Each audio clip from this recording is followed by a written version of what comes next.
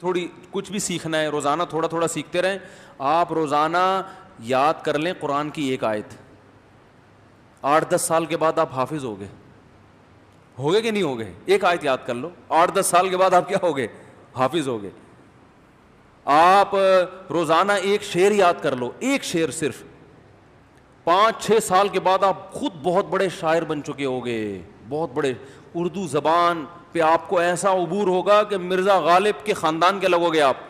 عبداللہ ابن المبارک رحمہ اللہ تعالی بہت بڑے محدث تھے, امام ابو حنیفہ کے شاگرد تھے اور بڑے محدث اور فقیہ, پوری دنیا میں ان کا بڑے احترام سے نام لیا جاتا ہے.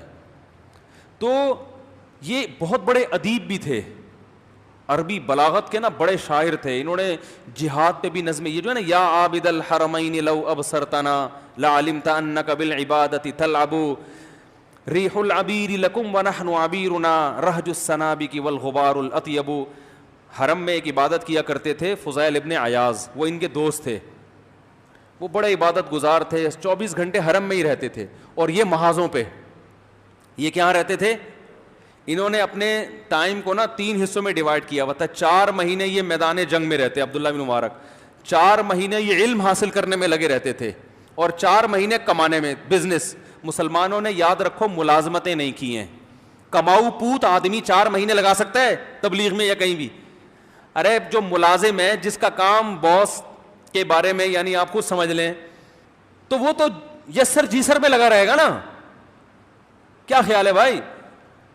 تو بزنس, سارے صحابہ تاجر تھے بھائی. اگر ملازمت کی ہے انہوں نے تو ایسوں کی ملازم بنے جن کا کوئی بڑا ویژن ہو. جیسے فوج میں بھرتی ہو گئے تو ان کا تو ویژن بڑا تھا نا کہ بھائی سرحدوں کی حفاظت. یا کوئی ڈاکٹر اگر ملازم ہے تو وہ پھر وہ بھی ٹھیک ہے کیونکہ ویژن بڑا ہے لوگوں کی صحت. لیکن یہ جو دفتروں میں صرف ویژن کیا ہے, شیمپو کی بوتلیں پوری دنیا میں تقسیم کرنا, اس شیمپو کمپنی میں آپ کیا کر رہے ہو, یہ کیا ہے بھائی؟ یہ کون سی ملازمت کر رہے ہو؟ تو کرتے رہو, چھوڑو نہیں, ورنہ اس سے بھی جاؤ گے. لیکن ایک مثال دے رہا ہوں, یہ کوئی بلند ذوق نظر نہیں ہے, سمجھ رہے ہو؟ پیپسی کولا میں مینیجر لگا ہوا ہوں میں. ابے تو پیپسی دنیا میں پھیلا کے کیا قوم کی خدمت ہو رہی ہے؟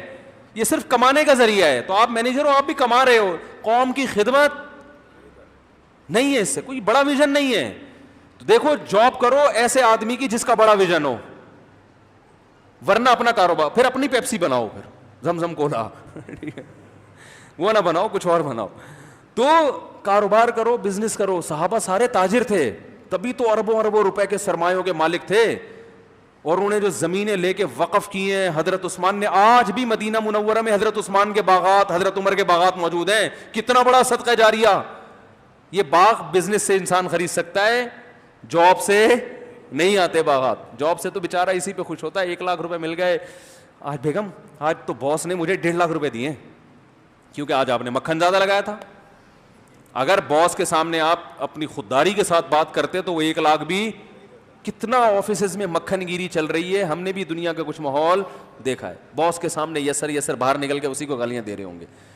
تو صحابہ تاجر تھے. عبداللہ ابن مبارک رحمہ اللہ, ہم تو جتنے صحابہ کو تابعین, امام ابو حنیفہ تاجر تھے بھائی, جہاز چلتے تھے ان کے سمندر میں. تبھی تو بے فکر ہو کے پھر دین کا کام کیا ہے کہ معاش سے کیا ہو گئے, بے فکر. امام ابو حنیفہ کے سب سے قریب ترین شاگرد ہیں امام ابو یوسف, جن کے خلاف انجینئر نے بہت بکواس کی ہے. جتنے بھی ہمارے بڑے بڑے اسلاف ہیں نا جن کو پوری دنیا مانتی ہے, اس نے سب کو مشکوک کر دیا ہے. تو امام ابو یوسف رحمہ اللہ تھے غریب, لیکن تھے بڑے باصلاحیت. میں تجارت کا فائدہ بتا رہا ہوں, تجارت کا. امام ابو یوسف تھے غریب خاندان کے, اور ان کی والدہ اور ان کے خاندان کے لوگ بیچارے کپڑے دھو دھو کے جو ہے نا کمایا کرتے تھے. تو ان کی والدہ نے انہیں کسی دھوبی کے ساتھ بٹھا دیا, ٹھیک ہے نا, کہ اس کے ساتھ کیا کیا کرو, کپڑے دھویا کرو. یہ تھے بڑے ذہین. تو امام ابو حنیفہ کی مجلس میں جب گئے, علم پڑھا ان سے, اور پھر استاذ اور شاگرد کا مکالمہ ہوا, تو امام ابو حنیفہ کو اندازہ ہو گیا کہ یہ مینٹل اپروچ ان کی بہت اونچی ہے اور یہ بہت کام کر سکتے ہیں دنیا میں. اب جب امام حنیفہ کے پاس آ کے بیٹھنا شروع کیا تو ان کی ماں کو پریشانی, گھر میں کما کے کھلائے گا کون ہے بھائی, کما کے کھلائے گا کون. تو امام حنیفہ کے پاس آئیں, کہنے لگی بھائی میرا بچہ مجھے حوالے کرو, اس کو مولوی بنا رہے ہو, ہم نے کمانا بھی ہے. اس کو میں نے لگایا تھا وہاں, یعقوب نام تھا آپ کا. تو تو امام ابو حنیفہ نے بتایا اس بچے کو میرے پاس چھوڑ دو, اس کو میں روغن پستہ میں فالودہ کھانے کا ہنر سکھا رہا ہوں. اس زمانے کی بادشاہوں کی ڈش ہوتی تھی, پستے کے تیل میں نا, روغن میں فالودہ بادشاہ لوگ کھایا کرتے تھے. کہہ رہا میں ایسا ہنر سکھا رہا ہوں, کل یہ روغن پستہ میں بولو بھائی فالودہ. امام ابو یوسف نے یہ واقعہ پتہ ہے کب سنایا؟ کہ بادشاہ نے ان کو بلایا تھا اور بادشاہ نے کہا آج میں وہ ڈش کھلاؤں گا جو ہماری شاہی ڈش ہے, اور روغن پستہ میں فالودہ بنا کے بادشاہ نے آپ کے سامنے رکھا. سمجھ رہے ہو نا؟ علم کی وجہ سے ترقی ملی تھی ان کو. جب علم ہوتا, کوئی صلاحیت ہوتی ہے تو انسان کی اپروچ اوپر تک بھی پہنچتی ہے نا بھائی. اس زمانے میں تو حکومت کی ضرورت تھی نا, علماء بھی, ڈاکٹر بھی, جیسے آج بھی جتنے بڑے لوگ ہیں حکومت خود ان کو بلاتی ہے. تو اتنا علم تھا کہ لوگ آپ کی اتنا سنتے تھے کہ بادشاہ خود آپ کا محتاج ہو گیا تھا. تو ایک دن بادشاہ نے بلا کہ آپ کی دعوت کی. یہ جو لوگ کہتے ہیں نا بادشاہوں کے پاس جانا برا ہے, ایسا نہیں ہے. اگر اچھی نیت سے انسان جائے کہ ان کو راہ راست پر لے کر آئے گا, تو ہمارے بہت سارے اسلاف سے یہ ثابت ہے, بہت سارے. یوسف علیہ السلام نہیں بادشاہ نے جیسے ہی بلایا تھا گئے تھے, اور پھر آپ کو بادشاہت بھی ملی. تو بادشاہ نے کہا ایسی ڈش کھلاؤں گا بڑی خاندانی, ٹھیک ہے نا, جو ہم لوگ کھایا کرتے ہیں, اور روغن پستہ میں اس نے فالودہ بنا کے آپ کے سامنے رکھا. تو ان کو اپنا وہ واقعہ یاد آ گیا کہ میرے استاذ ابو حنیفہ نے کہا تھا میری ماں سے کہ یہ بچے کو ایسا علم سکھا رہا ہوں کہ کل کہ یہ روغن پستہ میں کیا کھائے گا. امام حنیفہ نے بھی دیکھو کیسا اشارہ دیا نا, اشارہ دے دیا. تو وہ کیا تھا, وہ ساری کفالت امام حنیفہ نے اپنے ذمے لے لی کہ بھائی معاش سے بے فکر کر دیا کہ میں اس کا خرچہ کون اٹھائے گا. اور ان کی ماں کو بھی تسلی دے دی کہ آپ معاش کی فکر چھوڑ دو. تجارت تھی نا, سمندر میں جہاز چلتے تھے, نہیں ہوتے تو وہ بھی امام صاحب کہتے ہیں اچھا میں آفس فون کرتا ہوں, باس سے کہتا ہوں کوئی تنخواہ بڑھا دو, ایک بچہ میرے پاس آیا پڑھنے کے لیے تو تھوڑا سا اس کا بھی کرنا ہے, اس کی ماں کا بھی خیال کرنا ہے. باس کہتا پہلے ادھر آؤ بھائی, روغن پستے اور فالودے کھانے کے خیالات پیدا ہو رہے ہیں, باتیں روغن پستہ اور فالودہ کی, ادھر بیٹھو. وہ آیا ہوا ہے, ٹھیک ہے نا, کسٹمر آیا ہوا ہے, پہلے اسے ڈیل کرو جا کے. وہ نہ خود ابو حنیفہ بنتے اور نہ امام ابو یوسف بنتے.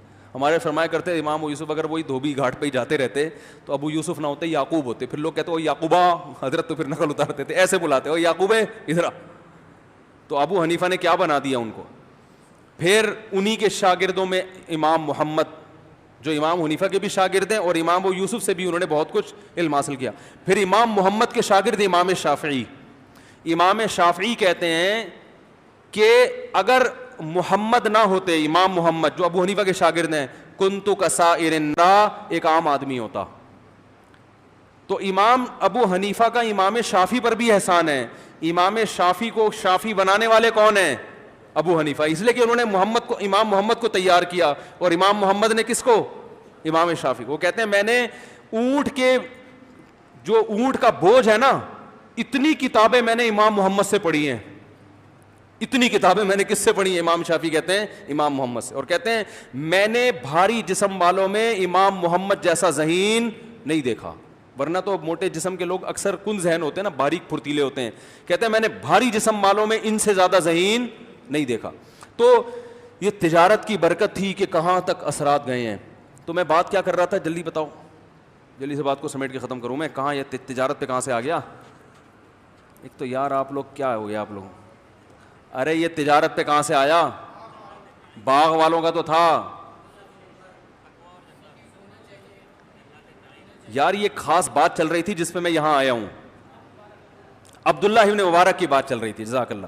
تو عبداللہ ابن مبارک رحمہ اللہ تعالی 4 مہینے پیسہ کماتے تھے تجارت کے ذریعے. وہ اتنا بزنس ہو جاتا تھا کہ باقی 8 مہینے گھر میں راشن ڈال دیا. 4 مہینے صرف علم حاصل کرتے تھے, ٹھیک ہے نا, مزید اپنے آپ کو نکھارنے کے لیے. اور 4 مہینے بارڈر پہ لڑائیوں میں, جنگوں میں. تو انہوں نے شعر لکھ کے بھیجا امام حرم کو, جو عابد الحرمین تھے. حرم کے امام تو نہیں تھے, حرم میں 24 گھنٹے رہتے تھے. یا عابد الحرمین لو ابصرتنا لعلمت انک بالعبادۃ تلعب. اے حرمین میں بیٹھ کے عبادت کرنے والے، اگر تو ہماری زندگی کو دیکھ لے تو تجھے لگے گا کہ تیری عبادت ایک کھیل ہے، ہمارے مقابلے میں وہ کیا ہے؟ کھیل ہے۔ اور من کان یخضب خدہ بدموعہ فنحورنا بدمائنا تتخضب، تمہیں فخر ہے اس پر کہ تم اللہ کے خوف سے رو کر اپنے رخساروں کو آنسوؤں سے بھگوتے ہو، اور ہم اپنے رخساروں کو خون سے تر کرتے ہیں۔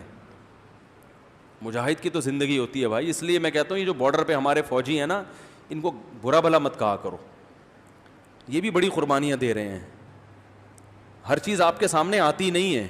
اور جو ہمارے مجاہدین ہیں، جو بھی اللہ کی راہ میں لڑ رہا ہے کسی بھی عنوان سے، اس کا اللہ کے ہاں اس کا چھوٹا مقام نہیں ہے۔ اللہ نے خود قرآن میں کہہ دیا کہ جو بیٹھنے والے ہیں وہ لڑنے والوں کے برابر ہو ہی نہیں سکتے۔ لا یستوی القاعدون من المؤمنین غیر اولی الضرر، کہ جو بغیر کسی عذر کے پیچھے بیٹھے ہوئے ہیں اور جو آگے لڑ رہے ہیں، اللہ کے ہاں دونوں برابر ہوئی۔ بھائی ایک آنسو بہا رہا ہے اور ایک خون بہا رہا ہے، تو کیسے دونوں برابر ہو سکتے ہیں؟ تو اب یہ جو عبداللہ بن مبارک تھے انہوں نے شاعری لکھی، تو جیسے ہی فضیل ابن عیاض کے پاس گئی، وہ خط آنکھوں پہ لے کے روتے رہے اور کہنے تم نے سچ کہا۔ تو یہ جو بلاغت ہوتی ہے نا کلام میں، یہ عبداللہ بن مبارک میں پیدا کیسے ہوئی؟ عبداللہ بن مبارک نے امام ابو حنیفہ کی شان میں بھی پورا قصیدہ لکھا ہے، ان کی شان میں بھی قصیدہ لکھا ہے۔ تو یہ بلاغت کیسے پیدا ہوئی ان میں؟ کیوں؟ وہی بات کچھوے اور خرگوش کی مثال ایسے پیدا ہوئی کہ اب اتنا ٹائم تو نہیں تھا نا کہ باقاعدہ شاعر بنانے کے لیے ابا بٹھا دیتے کسی سینٹر میں کہ اس کو شاعر بناؤ، تو باقی چیزیں تو نہیں بنتے پھر وہ، اور صرف شاعر ہی بن جائے آدمی، بیچارے کا حال کیا ہوتا ہے۔ تو ان کو کیا کہا ان کے والد نے کہ بیٹا ایک شعر یاد کرو گے 1 درہم ملے گا۔ چھوٹے بچوں کو تو پیسوں میں لالچ ہوتی ہے نا، تو وہ کہتے ہیں میں اتنے درہم کی ایک لالچ میں نا بچوں کو جیسے ہوتی ہے، درہم کی لالچ میں روزانہ اشعار یاد کرتے کرتے اتنے اشعار یاد کر لیے کہ خود